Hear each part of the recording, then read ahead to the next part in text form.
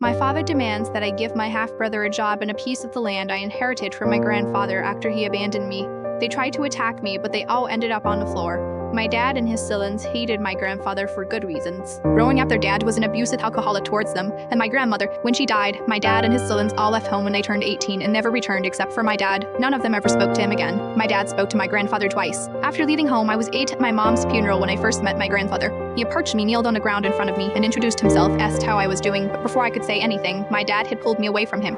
He yelled for a bit, then dragged me away. I was 11 when I met him again, when my dad dropped me off at his house and left me there.